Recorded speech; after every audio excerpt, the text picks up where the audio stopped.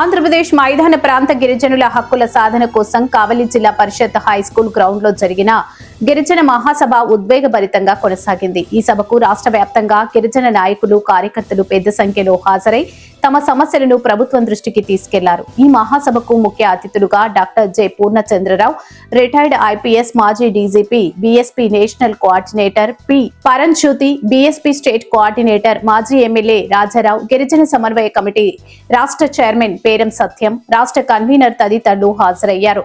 ఈ సందర్భంగా వారు మాట్లాడుతూ మైదాన ప్రాంత గిరిజనులు ఎదుర్కొంటున్న అన్యాయాలను తీవ్రంగా ఖండించారు. నెల్లూరు కేంద్రంగా యానాది ఐటీడీఏ ప్రాజెక్టుకు తగిన నిధులు కేటాయించాలని, ఎరుకల యానాది కార్పొరేషన్లను ఏర్పాటు చేయాలని సభలో తీర్మానించారు. ఈ కార్యక్రమంలో మచ్చ అర్జునరావు, ఆవుల మల్లికార్జున్, కత్తి బుజ్జమ్మ, స్థానిక ఎస్జీ నాయకులు పేరం వెంకటేశ్వర్లు, పేరం నాగరాజు తదితరులు పాల్గొన్నారు.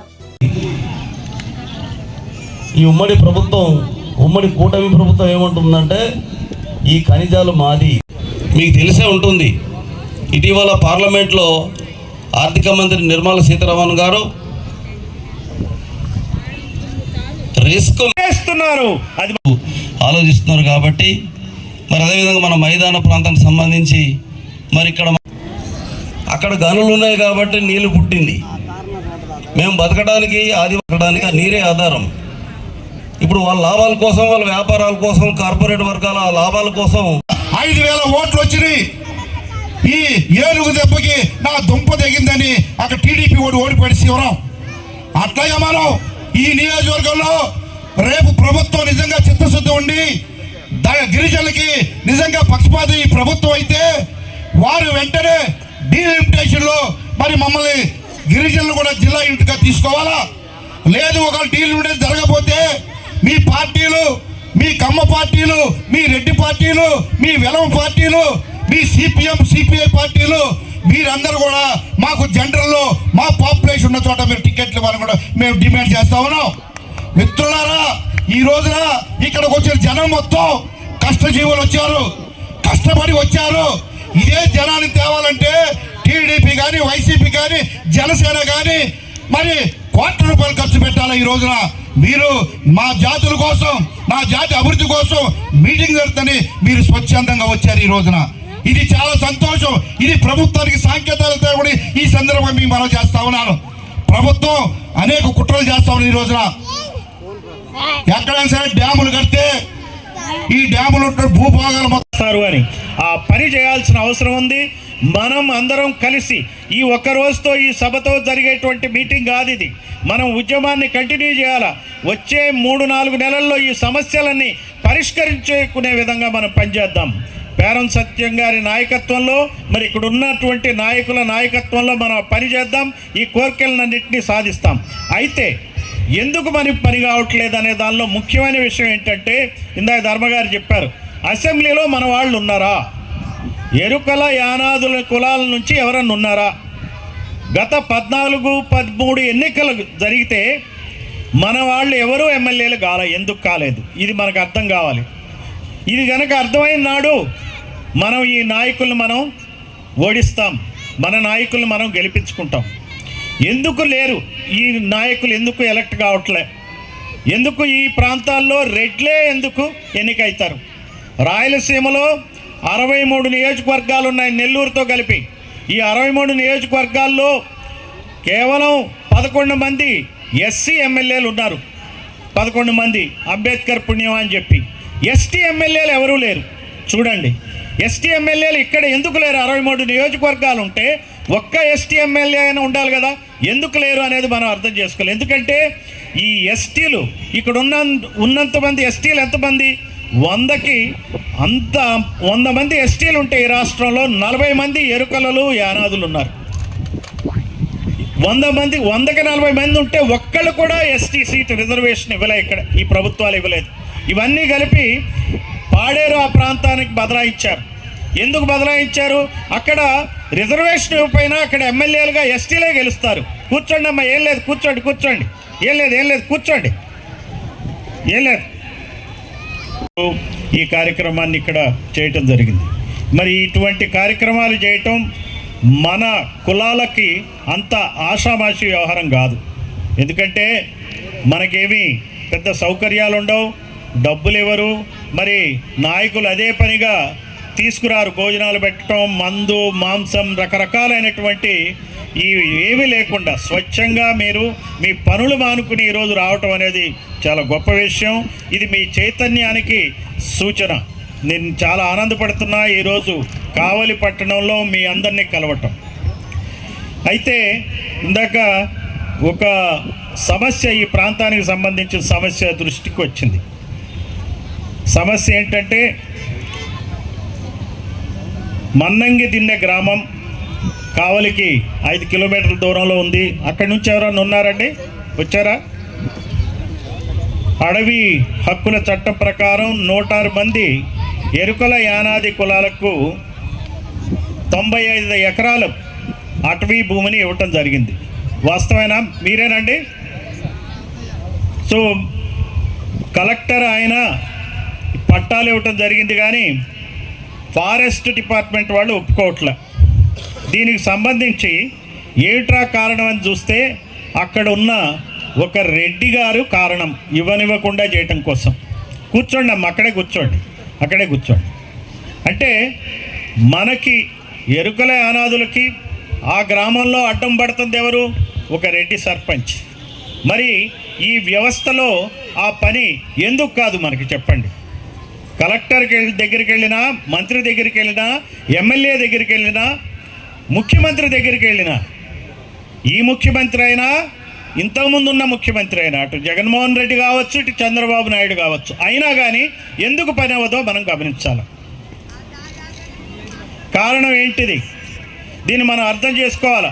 ఎందుకంటే వీళ్ళు మన నాయకులు కాదు, ఈ మన పార్టీలు కావు ఇవి. వైసీపీ కానీ, టీడీపీ కానీ, బీజేపీ కానీ, కాంగ్రెస్ కానీ ఇవి మన పార్టీలు కావు కాబట్టే వాళ్ళు మనకు పని చేయరు.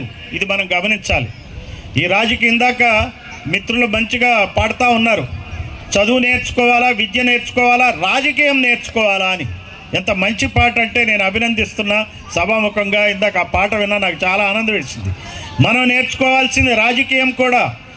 ఇక్కడ ఉన్నటువంటి అతిరథులైనటువంటి నాయకులు ఉన్నారు, వివిధ కులాలకు చెందిన వాళ్ళు. ఇప్పుడు వరకు మాట్లాడిన వాళ్ళని చూస్తుంటే అటు పెంచలయ్య గారు మావాడి మీద కేసు పెట్టారు, మావాడి ఇంటి మీద దాడి చేశారని మనం ఫీల్ అవుతాం. వాళ్ళు మనవాళ్ళు కాదు, వాళ్ళెవరూ మనవాళ్ళు కాదు. వాళ్ళలో వాళ్ళు కొట్టుకుంటున్నారు, మనం వాళ్ళు ఓట్లేస్తున్నాం. అపారమైన సంపద, ఇసుక కానీ, మైన్స్ కానీ అన్నీ వాళ్ళ చేతుల్లో పెట్టేస్తున్నాం. పెడితే వాటి కోసం వాళ్ళు కొట్లాడుకుంటున్నారు. మన కోసం కొట్లాడుకోట్లా, వేల కోట్ల సంపాదన కోసం కొట్లాడుకుంటున్నారు వాళ్ళు. ఆ కొట్లాడుకునే వాళ్ళ తరపున ఉంటున్నాం మనం. ఈ విషయం మనకు అర్థం కావాలి. మీ మన్నంగి దిన్నె గ్రామంలో ఆ రెడ్డి గారు ఎందుకు పనిచేయడు మీకు అర్థమైన రోజునే మార్పులు వస్తాయి. పేరం సత్యం గారు ఎన్ని రోజులు తిరిగినా ప్రతి వ్యక్తి ఇది అర్థం చేసుకోవాలా. మీరు ఇక్కడ ఎవరెవరైతే వచ్చారో ఈ విషయాలన్నింటినీ అర్థం చేసుకుని మీ వాళ్ళకి చెప్పాల్సిన అవసరం ఉంది. ఇదే మనకి కావాలా. చదువుతున్నాం, మన వర్గాలు ఏదో చదువుతున్నారు, ఏ ఉద్యోగాలు చేస్తున్నారు, అదంతా ఒక ఎత్తు. చదువు కాదు మనం చేయాల్సింది రాజకీయం. మనకు కావాల్సింది జ్ఞానం, మనకు కావాల్సింది కుల జ్ఞానం. కులాల పరంగా మనకు జరుగుతున్న అన్యాయం మనం తెలుసుకోవాలి. ఈ కుల జ్ఞానమే మనకు కావాలా. ఈ కుల రాజ్యాంగం ఈ దేశంలో ఉంది. మన రాజ్యాంగాన్ని భ్రష్టు పట్టిస్తుంది మన భారతదేశంలో ఉన్న కుల రాజ్యాంగం. అంటే ఈ కుల వ్యవస్థ. డాక్టర్ బిఆర్ అంబేద్కర్ ఏదైతే కుల నిర్మూలన గ్రంథం రాశాడో అది కనుక చదివితే కానీ ఇవన్నీ మనకు అర్థం కావు. ఒక 10 సంవత్సరాల క్రితం నేను చదివా, చూసా. నాకు కూడా చాలాసార్లు చాలా సమస్యలు. ఇక్కడ ఇదే జిల్లా ఎస్పీగా పనిచేసా, 2.5 సంవత్సరాలు పనిచేసా. ఈ కావలి పట్టణం కాదు, ఈ చుట్టుపక్కల తడ వరకు నేనే ఈ ప్రాంతానికి ఎస్పీగా పనిచేశా. 70 పోలీస్ స్టేషన్లు, 100 మంది ఎస్ఐలు, 25 మంది ఇన్స్పెక్టర్లు, 5 మంది డిఎస్పీలు, ఎంతో మందితో ఎన్నో సమస్యలు ఇక్కడ పరిష్కరించాం. కానీ అప్పటికి ఇప్పటికీ ఈ జిల్లా ఎవరి చేతుల్లో ఉందంటే రెడ్ల చేతుల్లోనే ఉంది. పాలన పార్టీలు మారినా రెడ్లు మాత్రం మారరు. ఈ రెడ్డి ఈ పార్టీ కాకపోతే ఆ పార్టీకి వెళ్తారు. ఏమంటే మనం అనుకుంటా ఈయన చాలా తెలివిగల్లాడు, ఎంత చతురుడు, ఈయనకి రాజకీయం బాగా వచ్చు, నిన్న ఒక పార్టీ ఈరోజు ఒక పార్టీ పెట్టుకుని ఆయన రాజ్యం వెళ్తున్నాడు, గొప్పవాడు, మంత్రి గారు అని వాళ్ళకి దండాలు పెట్టి తిరుగుతూ ఉన్నాం. అది రాజకీయం అనుకుంటున్నాం. అందుకనే వాళ్ళే వెళ్తున్నారు కాబట్టి మన సమస్యలు పరిష్కారం కావట్లేదు. మనం ఏలాలా, మనం ఏలినాడే మన సమస్యలు పరిష్కారం అవుతాయి. లేకపోతే వాళ్ళు వెళితే వాళ్ళ సమస్యలు పరిష్కారం అవుతాయి. మన సమస్యలు ఎందుకు పరిష్కారం అవుతాయి చెప్పండి? 20 మంది ఈ ప్రాంతాల్లో ఉంటే ఒక్క ఎస్టీ రిజర్వ్డ్ సీట్ కూడా ఇవ్వలేదు. ఎందుకు ఇవ్వలేదంటే ఈ రెడ్డి కమ్మ నాయకులందరూ కూడా ఈ సీట్లను వాళ్లే పెట్టుకోవాలని చెప్పి ఇక్కడ ఎస్టీలకు రిజర్వేషన్ ఇవ్వకుండా ఇవి ఏజెన్సీ ఏరియాకి తోసేశారు. ఏజెన్సీ ఏరియాలో సీట్లు ఇవ్వకపోయినా కానీ అక్కడ ఎమ్మెల్యేలు ఎస్టీలే ఉంటారు.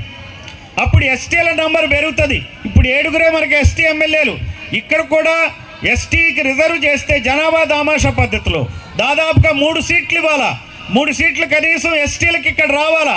3+7 వస్తే 10 మంది ఎస్టీ ఎమ్మెల్యేలు అవుతారు. ఇందాక ఆయన ధర్మగారు అన్నట్టు అడుగుతారు, అసెంబ్లీలో అడిగేటువంటి అవకాశం ఉంటుంది. కానీ ఈ రెడ్డి కమ్మ కులాలకు చెందిన పార్టీలు ఇట్లా కానివ్వవు. అది గమనించాలి. ఎస్సీల విషయంలో ప్రతి పార్లమెంటు నియోజకవర్గానికి ఒక ఎస్సీ ఎమ్మెల్యే ఉంటాడు. అక్కడ కూడా కొన్ని పార్లమెంట్ నియోజకవర్గాలు అన్యాయం చేశారు. నరసరావుపేట పార్లమెంట్ నియోజకవర్గంలో ఒక ఎస్సీ ఎమ్మెల్యే కూడా ఉండడు. అదంతా తీసిపోయి అమలాపురం, ఈస్ట్ గోదావరి ప్రాంతంలోకి తరిమేస్తారు. అందువల్ల ఇవన్నీ మనం గమనించాలి. ఎందుకు జరుగుతున్నాయి? ఇప్పుడు మన్యం దిన్నె గ్రామంలో ఎందుకు అన్యాయం జరిగింది? ఒక రెడ్డి ఎందుకు అట్లా అడ్డం పడుతున్నాడు? అలానే మనకి ఎస్టీ రిజర్వ్డ్ సీట్స్ రాకుండా ఎందుకు అడ్డం పడుతున్నారో మనకు అర్థం కావాలా. అలానే ఏ సమస్య అయినా తీసుకోండి. రాష్ట్రంలో ఆదివాసీ ప్రాంతంలో పోలవరం ప్రాజెక్టు కింద 1,50,000 కుటుంబాలు వాళ్ళ యొక్క ఊళ్ళు మునిగిపోతున్నాయి. కానీ అక్కడ భూములు మరి వాళ్ళకి ఇవ్వట్లే. అదే పోలవరం ప్రాజెక్టు కింద 10 లక్షల ఎకరాలు ఈ నీటిపారుదల ఉంటుంది, సాగులోకి వస్తాయి. ఆ 10 లక్షల ఎకరాల్లో 1 ఎకరం కూడా వీళ్ళకి ఇవ్వరు. అంటే చూడండి, ఆదివాసీలకు ఎందుకు ఇవ్వరు? ఎందుకంటే ఆదివాసీ రైతులు కమ్మారెడ్డి కులాలకు చెందిన వాళ్ళు కాదు కాబట్టి. అలానే విశాఖ స్టీల్ ప్లాంట్లో 16,000 కుటుంబాలు 22,000 ఎకరాలు ఇచ్చాయి.